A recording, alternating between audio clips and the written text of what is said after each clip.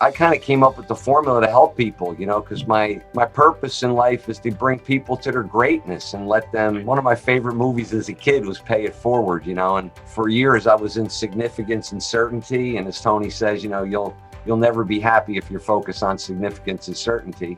You got to lose the ego and you got to get into contribution and growth. That's growth and contribution is where you have to live, and paying it forward. Because giving is receiving, right? And that's what it comes down to. Hey, everybody, and welcome back to the Real Estate Rundown. Today, I am honored to have Ken Van Liew on my show. You guys are going to want to tune in to see what Ken's got to say, because I don't know about you guys, but I've never got to interview or meet someone that actually builds skyscrapers. So guys, this guy not only builds skyscrapers, he does it in the most competitive and ferocious market on the planet, which is New York City. So you're going to want to tune into the Real Estate Rundown and watch me and Ken have this great conversation about his modern wealth building formula that he not only uses to raise millions of dollars and tens of hundreds of floors, where he's building out skyscrapers in New York City, but he's going to drop some beautiful knowledge on us on how we're going to be able to employ these principles ourselves. So guys, the Real Estate Rundown, Ken Van Liew and me, it's a winning combination, guys. We'll see you back here in a minute. Welcome to the Robnett Real Estate Rundown podcast, where Shannon Robnett has handpicked industry experts to discuss all aspects of investing in the real estate world, and seeks to help all real estate investors improve their education and their proven strategies to grow their real estate journeys. Now, here's your host.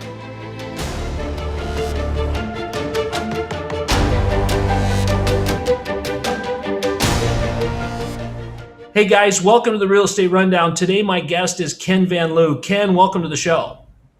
Thank you, Shannon. It's a real pleasure to be here. So Ken, I got to know, really it's an honor because I do garden style, right? So we do 3-story and that's like all we do. We don't use elevators. We don't do anything. And I'm actually having the opportunity to interview a guy that builds skyscrapers. How did you do it? You're building skyscrapers in New York City. Tell me your story. I got to know.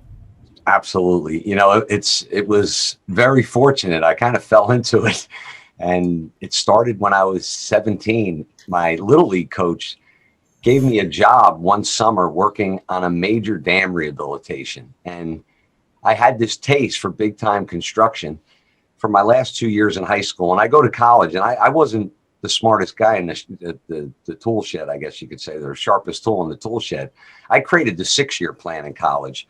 And I really didn't know what I wanted to do. I was an all-state football player, so I had some gridiron experience. So after practicing for 3 years, I met my wife taking Calc 2 for the 3rd time. She taught me how to study. And then I went into engineering school. And when I guess the seed was planted was my senior year, I won a site design award where I subdivided a 13-acre lot. And I had to do the CAD design. It was funny because back then in 1984, there was no CAD, but we had this program, VersaCAD, and we actually designed it in VersaCAD and we won this award. So there's this seed planted, and I graduated in civil engineering, and the civil engineering thing lasted about 6 months. I hated sitting at a desk. I love going outside. I wanted to wear shorts, and I'm just like, this thing's not working for me, So I was doing like legal work at night, and this guy's like, hey, you want to go build a building in Poughkeepsie? So I go and I build my first 5-story building. Didn't know what I was doing. I was a super project manager, muddled through a project during the winter, built 32-unit building, and I saw this ad in the paper, waterfront, New Jersey waterfront. I called my fiance. She wasn't my fiance at the time. I was about ready to get engaged. I said, I'm going to be moving back to New Jersey and building waterfront. She's like, you're crazy. Next thing you know, 2 weeks later, I was working for the Left Rack organization. I was a super on 2 33-story buildings, and I had a chance to literally learn how to build them. And from that point, my mentor said, if you really want to be the best in the world, go to New York City, build skyscrapers, because that's like playing real estate in the Major League All-Star game. So I went to work for Liew McGovern, and I was a project super, and I was put on a $1 billion project in Brooklyn. And I built the Security Industry Automated Corporation, which handled every New York and American stock exchange transaction. It had 1,500 BMS points, pretty fascinating building. I then built the Brooklyn Union Gas headquarters, and that's where it was almost like an apprentice program. It was a site safety apprentice program. And they said, hey, since you're managing that project as a super, you can also be the site safety manager. And if you train in this program in 18 months, you'll be a site safety manager. And you need that if you want to build buildings over 100,000 square feet. So I earned that license at like 26. And I was fortunate to finish the Brooklyn Union Gas headquarters. And I started, raising up the ranks in Bovis. And I became a project manager. And I ran the E91 headquarters, working hand in hand with Rudy Giuliani. And it was the first New York project ever built on time and under budget. And right after that, I had about 1 million square feet of commercial under my belt and about 1,000 residential units. And I kept playing it. I was with Bovis till probably 1996. And then I went to work for some huge developers in New York City. I built East 64th Street, 80th and 3rd, a couple others. The Manhattan Club was another extraordinary project. And then I went to work for a little small GC. Brought them from, it was a women's business-owned enterprise, brought them from 5 to 40 and realized, I had some talent. And in 1997, I opened up KJV Development. And I was telling my story on a golf course, and I landed my first 12-acre property and ended up quitting my job. And it started from there, Yeah. It's funny. I go back to the college thing. We talked about this a little bit before the show. My college experience was one and done. One semester and I was done, right? And that just proves that school isn't for everybody because like you said, and Ken, I'm going to try and quote you here. You said that after 6 years of college, you went to all these classes and you never learned how to make any money. Yes. What you learned how to do was be a civil engineer or do this job or do this task or do this, but it never taught you how to make money. What taught you how to make money was your on-the-job experiences that you just relayed to me that I'm absolutely fascinated by, because that's the one thing that I know in my life would have helped me so much, was to have spent time like you did working for other people and working your way up the ranks to then step out on your own shingle and be able to work at that level. I'm sure you and I can stand here and all day and swap construction stories. But for our listeners, what is it that when you're looking at this, you talk about this job on the golf course where you got your first 12 acres to develop. You start out and you have 12 acres of ground and you're going to build a skyscraper and you got to get to cash flow. How are you breaking this down in your mind to make sure that this project works? Yes, exactly. And it's funny because I think like a paper napkin sometimes, and that's one of the things I'd say. The one thing which was actually practical that I got out of college was analyze your deals on a paper napkin so you don't make a mistake, and honestly, when I got that site, my first thinking was very basic. It was the land cost is going to be, 20 million. I can build 100,000 square feet right now. Construction costs at that time were probably about $4.25 a square foot in the city. That's another whole story. The numbers are just ridiculous. Yeah. And the rule of thumb was, take 25% of the hard plus the land, and that's your soft cost. Add those three numbers. That's your total development cost. With that, you have banking relations. Be conservative. Say that you're only going to get, say, a 70% LTV. Take that 30% equity, put that number off to the side for a minute. Look at what on that 100,000 square foot is buildable. So if you have a, typical loss factor, say of 15%, work with 85,000. Look at what revenue you can create from the 85,000. If you're in the business, understand what your expense ratio is. Come up with a quick estimated NOI, and then relate that to the equity that you have in. And then what I usually do is I have a criteria that I know that if I reach, I think it's a 1.3 on a development deal, because most development deals, it's going to take 2 years before you get your first money coming in, right?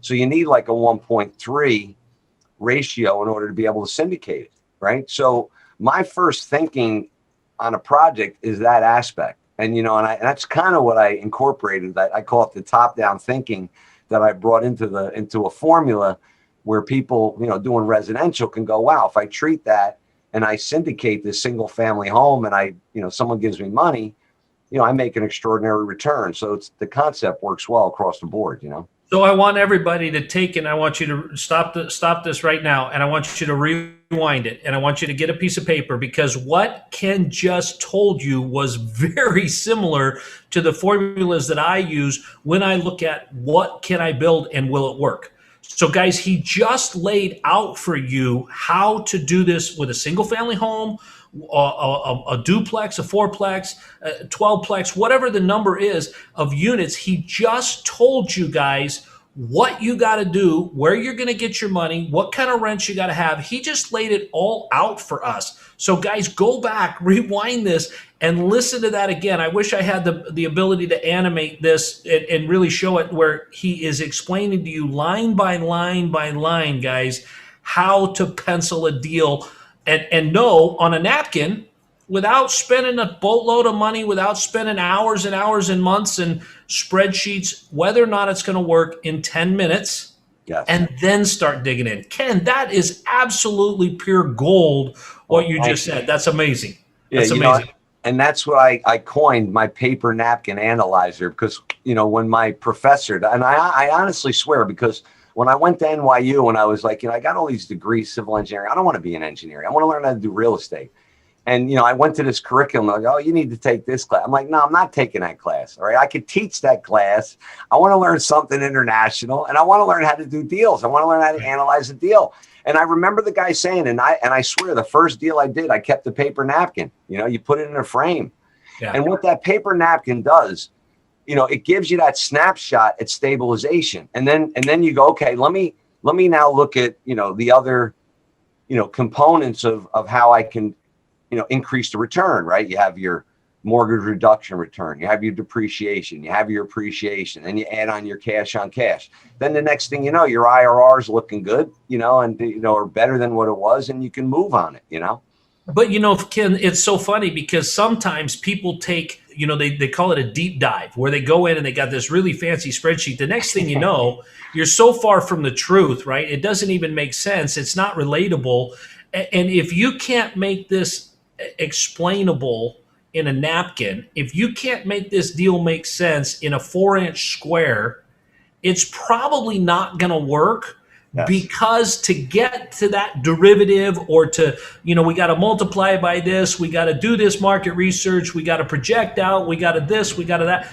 If it doesn't work in a 4x4 square, it's probably not going to work. And that's the thing that they never teach you in school. Yes. That's the thing that's beautiful about the simplicity of what you just said is, look, if this will work, then from there, you're going to expand it. Your returns are going to get better. You're going to know that there's some room in here. There's an ability to increase the profitability, but by and large, it worked in a 4-inch square, and we can go from there. That's awesome. So now we want to shift gears a little bit, and we want to talk about, you mentioned Rudy Giuliani, okay? The first New York project built on time and under budget, right? What a milestone that was. You also talk about, you've also let us know that you worked with Donald Trump and his organization. Love him, hate him, doesn't matter. The man has built a real estate empire. Tell us what you did with former President Trump. Yeah, I met Donald Trump. I worked with him closely, actually, on his 40 Wall Street project. I built the Manja restaurant for a client. So, I used to see Donald come in a lot, but had met him, on one of the residential teams that built his Riverside Plaza. Yeah, so I was on the Ratner team. You've probably heard of Bruce Ratner. Mm-hmm. Yeah. Forest City Ratner. I built Metro Tech for him. He went on to own the Nets, and it was real big. But so you've worked with some of the best and the brightest. Yeah, I was fortunate. I had some training with some big time developers, and then I finally connected the dots and realized this civil engineering thing that just clogged my brain. I was more of a street guy, like I was telling you. I grew up on the streets of Brooklyn, enjoying Italian food every Sunday. Right. So that's where I grew up. Yeah, and it was later in life you realized that was because you had gangster relatives, right? Yeah, I guess you could say they had some of the names with the vowels, Yeah. So then in this, in working with some of the best and the brightest and realizing that their formulas weren't much different than yours, they were doing things that you were watching happen, you came up with what you call the modern wealth building formula. Yes. Explain to us what that is. You've already blown us away with the napkin thing. But what is this modern wealth building formula? It's a funny story, and you may not believe it, but And I'm not good at games or video games or anything. But, one day I was sitting there and I'd done a lot of Tony Robbins stuff, and I'm always thinking about massive action. So I had this, I had these letters floating in my head, and I had just taken a course with Landmark. It was on wisdom. And, I've always been a leader, but, I want to be a bold leader. And then I kept thinking about how I forward thinking, and this word was scrambled in my head, MBF, whatever BF. And I came up with modern wealth building formula, which was really about the massive action I had taken and the wisdom that I had accumulated over the years, because, I didn't know where to obtain it with mentors, and then the bold leadership and really stepping up and being a leader. And then the out of the box or forward thinking, whatever you want to call it. I came up with this formula, and I was like, well, what is this formula? What have I been doing? I've been finding deals and funding deals and facilitating deals. So you're funding and facilitating, and you have this Tony Robbins twist, and you study with Jack Canfield and Dale Carnegie and Landmark. And, so you have this whole self-mastery thing and process mastery and influence, integrity-based human influence. And, all of a sudden I started to put what I believed was a formula. I then started testing it. It had worked with skyscrapers. It worked with commercial real estate, worked with residential. I was then a partner at a company called Flippin' USA, and we did 137 deals in 1 year. And I was like, wow, I should really get all this stuff that's in my head on paper and see if I could help others make it bigger than myself. I started reading about some of the statistics to realize, 42%, I think it was 2 years ago, of people retiring have less than 10 grand. Yeah. I'm like, people got to start collaborating. And then you get, hammered over the head with the pandemic. And just when people are getting ahead, they get slammed down.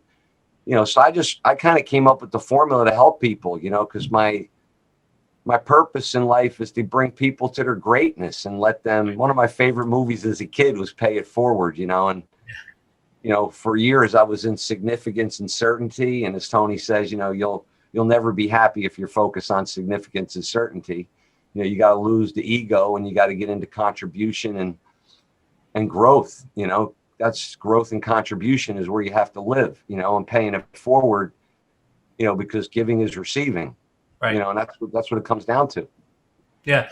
So you've been able to capsulize that. And this is one thing that I've found in my life, and what you're saying, Ken, just really resonates with me, because it's jumbled in your head. It's scrambled. It takes time for it to get worked out, for you to come up with with the Ken special, the modern wealth building formula. And then at that point, you're really able to put that massive action into play, where you can now teach others how to do the Ken special, do it the way that I did it, without all of the mistakes and all of the detours and all the long way arounds that I did to get here. And that part, you find your purpose, and you're able to give that away, and you're able to change people's lives by changing their perspective. It's such an amazing thing. And it's so rare. It's so rare that people like yourselves that have achieved greatness. You've done some amazing things. You've done things that 1 in 1,000 haven't done.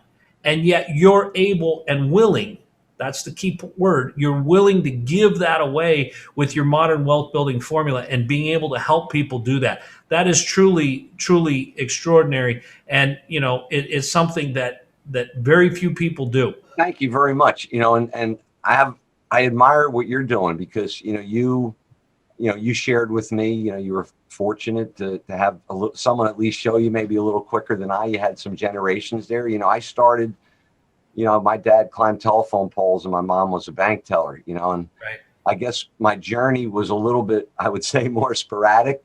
So, I got a little bit, out of it, and, and it's nice. And I appreciate you sharing your feelings, because it's my pleasure. I'm kind of showing people a little bit about what you do, and I see you're syndicating some beautiful deals. I'm looking at your job sites. They reminded me of a transit village I built. It was 52 units and a quick commute to the city. It sold like hotcakes. But yeah, I just love what you're doing too there, buddy. Well, and the thing is though, Ken, it's so funny, because, I've always used the term, with my dad and my mom, I got to stand on the shoulders of giants, right? My dad was the son of a mechanic, right? And he and my mom figured out real estate together. You know, my great grandfather sold real estate before the Great Depression. My grandma sold real estate because she wanted to buy a car to find a husband. You know, there was a story behind it, right? My mom sold real estate because my dad was building houses, and how he came about that was the biggest change in our family, because he was able to come from a wage earner, Yes. right, to an entrepreneur. That's the transition that you made in your life after years of working with all these different great people and learning the systems that they did to make this happen. That was the transition that my father did at 22 years old, when he stepped out of being a mechanic, working for the union, and took on this entrepreneurial role. And that's where I got my start, was in the entrepreneurialism.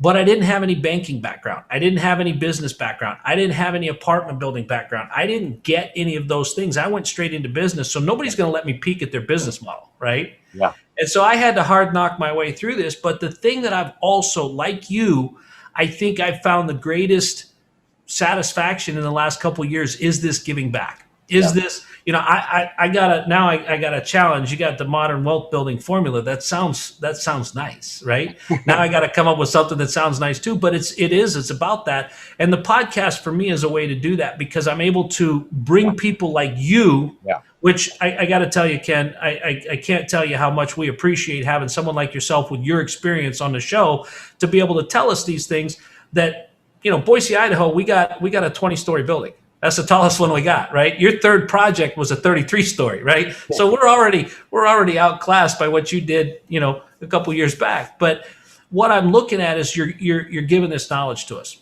you know, and you're improving the lives around you. So, but I want to hit on.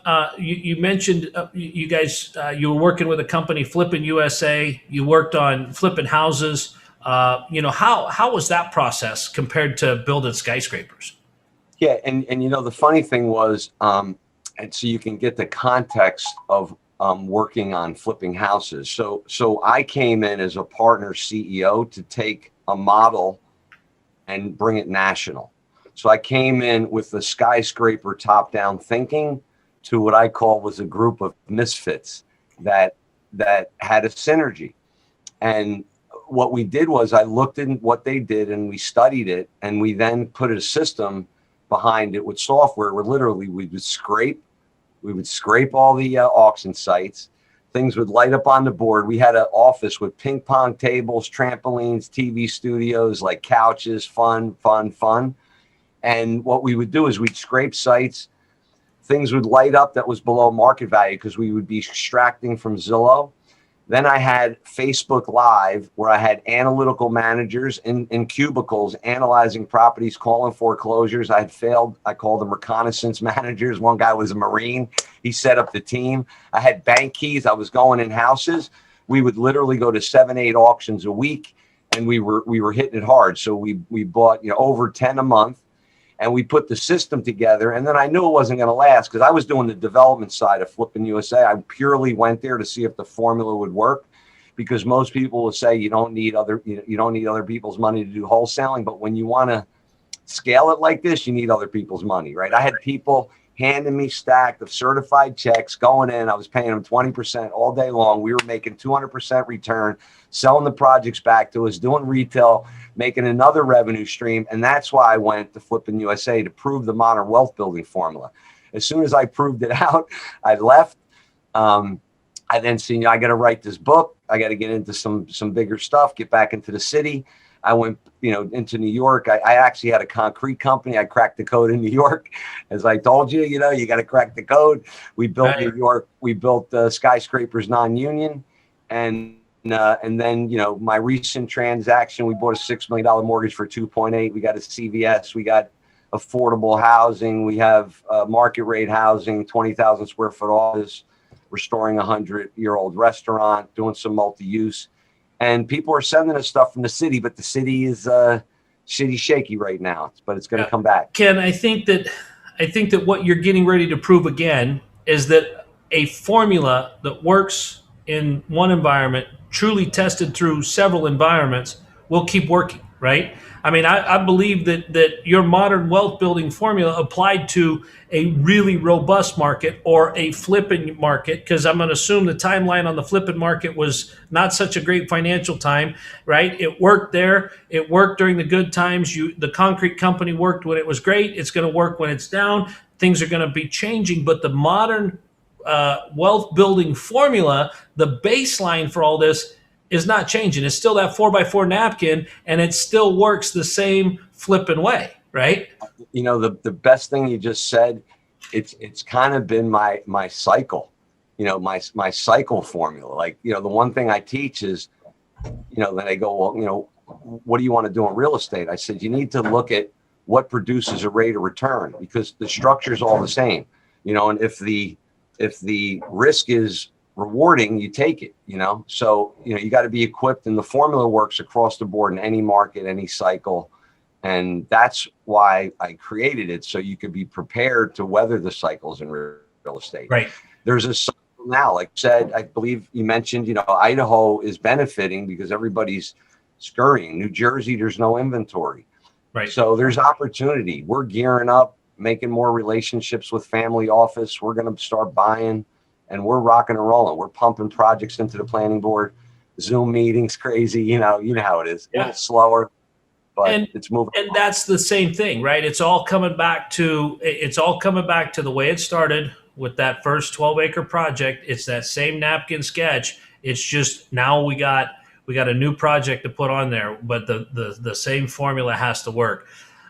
So I feel bad asking this next question, because we've already gotten so many great things out of you, but what is your best tip? I mean, we've gotten some amazing information already, but what is your best tip for mastering real estate investing?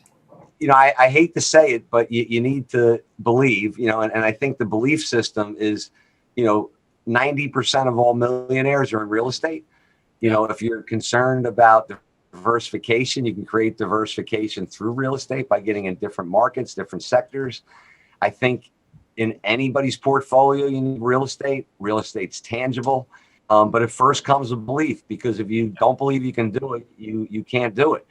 The next thing is, you know, if you want to accelerate, you know, lose your ego and surround yourself with people that are better than you.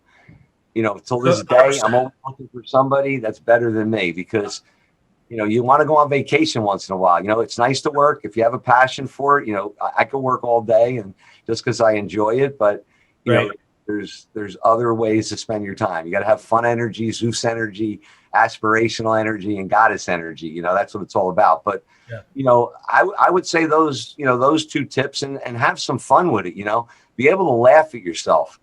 Don't take life so serious, you know, and I'm saying that from like, you know, from an Italian heritage, even though my name is Van Liew, of worrying, you know, always worrying about the future, you know, and when you came from nothing, you know, and you weren't paying yourself, you remember when you started in development, you know, sometimes there's those months, there's no check coming in, you know, you wait for the approval. And that's why I had to create one chapter called Fee Gold.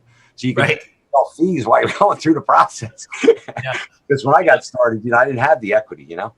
No, and I think that most people that get started in real estate don't, you know, and the thing that I hear you saying that I think is so important, and you said it several times because you referenced Tony Robbins and some other people, you know, you're getting knowledge from others. You're making that important, that learning is something that you're still doing. Right. And learning is something that you're, even through your teaching process, you're learning. And I think that I hear this with people of your level of success, is that they're always still learning, that they're always still, you know, and they're teaching what they're learning. And that's I think the thing that, you know, is so important to see in what you're doing, Ken. I mean, I have it on my bucket list. I have it on my goal for this year to write a book, right? But the reality is to actually get it done. And the reason you write a book isn't because you want to tell all the great stories about yourself. It's to share your information and your knowledge with those around you so that other people can benefit from this, right? Yes.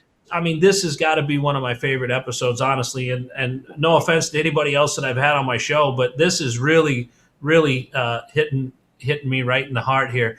So you've written this book, Modern wealth building principles. You've formulated this out. Where can we find this? Yes. Yeah, the best thing to do is just go right to my website. It's kenvanliew.com. And I believe the book you can get for free if you pay for shipping.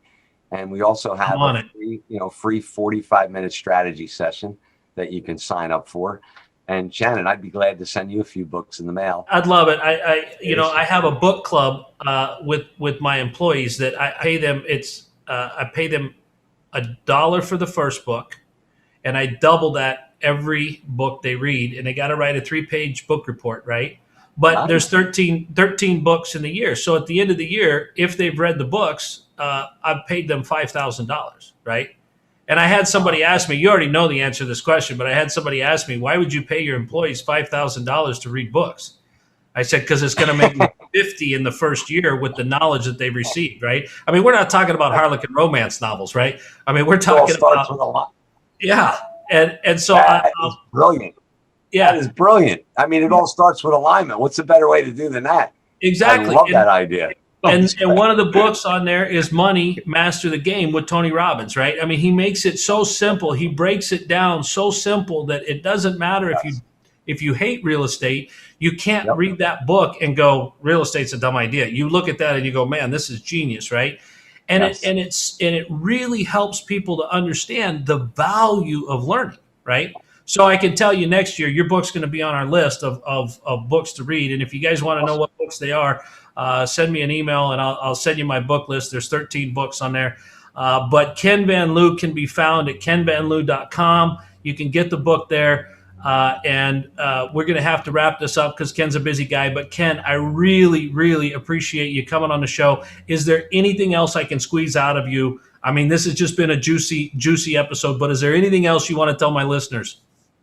Yes. I really want to just tell everybody that even in these tough times, just stay positive. Everything is going to work out great. Yeah. I am insured. I've been through some of the most brutal cycles. I was hands on with the tragedy when the towers collapsed. I lost my best friend and I watched New York come back. The country's coming back. Yeah. Keep your head up, keep plugging and never give up. Yeah.